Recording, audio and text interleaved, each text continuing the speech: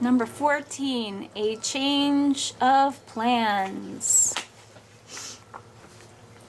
I walked to the front office about as enthusiastically as a man on his way to an electric chair, and with about as much hope.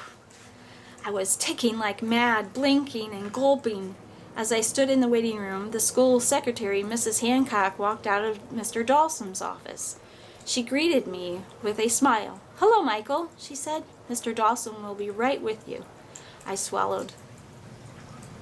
I was afraid that was the reason why they were calling me. I had no idea why Mr. Dawson wanted to see me. I hadn't been shoved in a locker for days. A moment later he came to his door. He was smiling, which looked frighteningly out of place, like lipstick on a pig. "Yes, sir." I followed him inside his office. He sat back in his chair and smiled again. "Have a seat," he said, gesturing to a chair in front of his desk. "How's school going?" I looked at him, wondering if some alien being had taken over his body. I slowly sat down. "It's fine." "Great. I just wanted to tell you that your detention has been canceled. I'm sorry about that little misunderstanding. And Mrs. Vrains and his cohorts have been doing their time. I guarantee they won't be bothering you anymore." "Oh." It was all I could think to say thank you. He stood and walked around his desk to me, putting his hand on my shoulder. "Michael, we're proud that you're a member of our student body." Now, I was certain I was being punked. "You are?" "Absolutely we are." Mr. Dawson leaned back against his desk. "Michael, I have some terrific news. 2 of Meridian's pupils have been awarded the prestigious C.J. Hatch Scholarship to the acclaimed Elgin Academy in Pasadena, California. And if you are one of them," he stuck out his hand. "And you are one of them," he stuck out his hand. "Congratulations." Ooh. I gulped.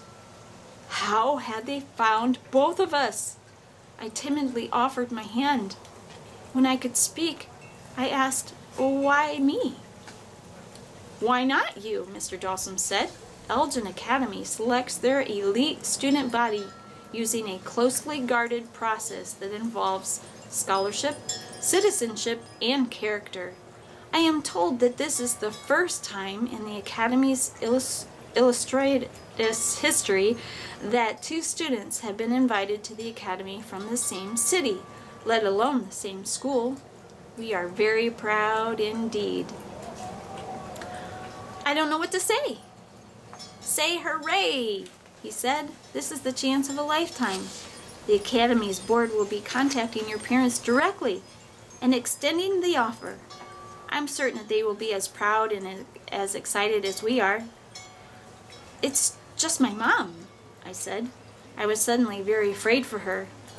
"And Michael, the best part is that your good fortune is shared by the entire student body of Meridian High.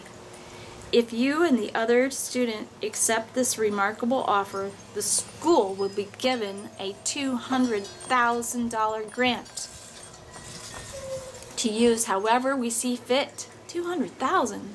Wow. "We could restock our library, refinish the basketball court floor, procure new music stands, buy new wrestling mats, and still have plenty to go around." He leaned forward. "This is the biggest thing ever to happen to Meridian High. Your picture will hang proudly on our Hall of Fame." What if I can't go?" I said. His expression fell. "And pass up this incredible once-in-a-lifetime opportunity?" He leaned forward, looking at me with an expression that was oddly both friendly and threatening. "I'm sure we can count on you to do the right thing." I swallowed. Yes, sir. "I better let you get back to class. Don't want to stand in the way of our greatest student." "Do you need a tardy slip?" No, I don't think the bell's rung yet." Right you are. You can go. Have a great day." I walked out of his office more terrified than I had gone in. Austin and Taylor were waiting for me outside 5th period biology. Taylor didn't look like she felt well. "Are you okay?" I asked. She had a hand on her right temple. "I'm just upset." "What happened?" Austin asked. "Why did they call you down to the office?"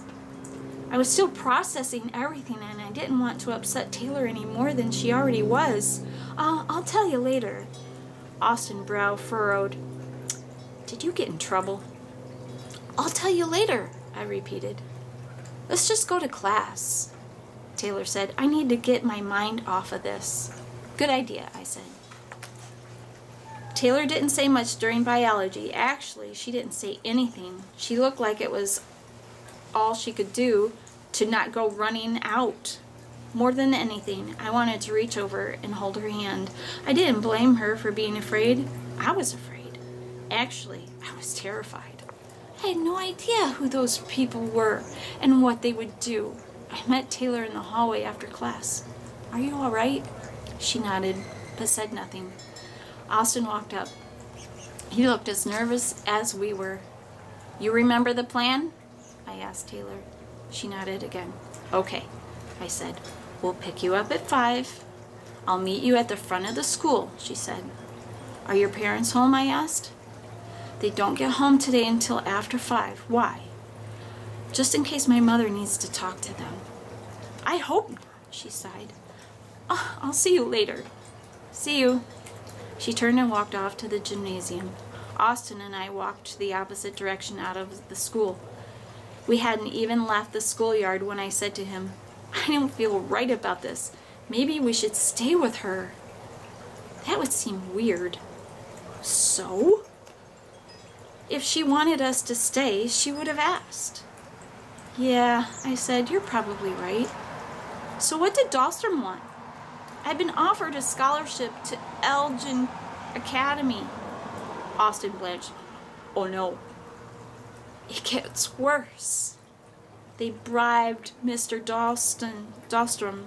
They offered the school $200,000 if Taylor and I go. You'll have to change schools. Dahlstrom will make your life miserable if you don't go." I know. "When are you going to tell your mom about all this?" "I'm more worried about what to tell her.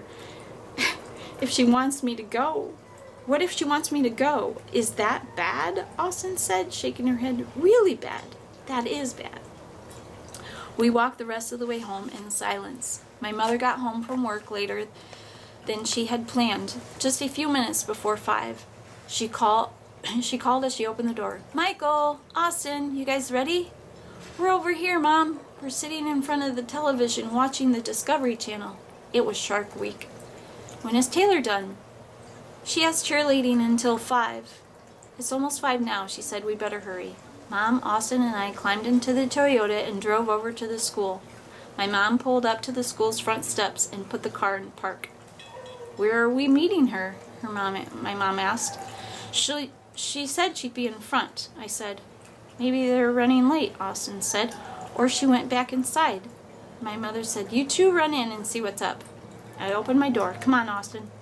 We ran up the stairs into the school's main lobby, but Taylor wasn't there. We walked down to the gym. Inside, groups of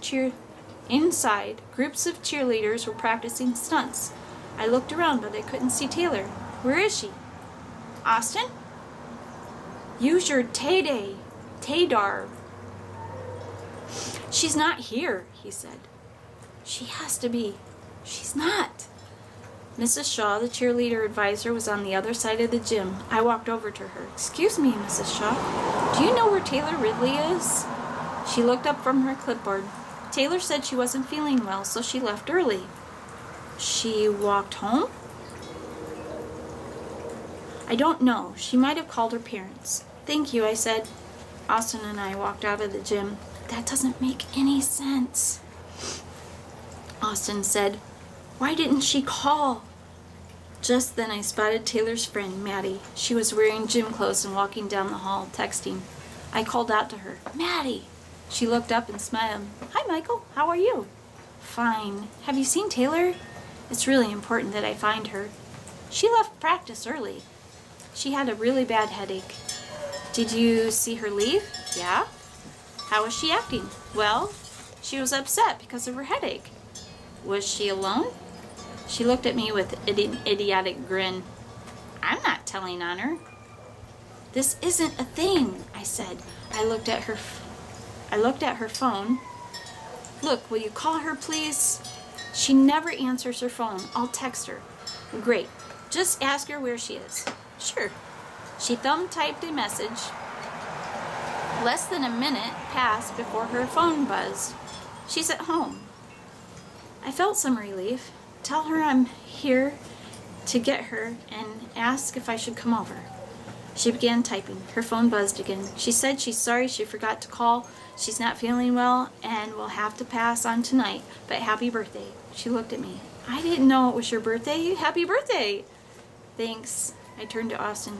At least she's okay, I said. We walked back to the car and climbed in. My mom looked confused. Where's Taylor?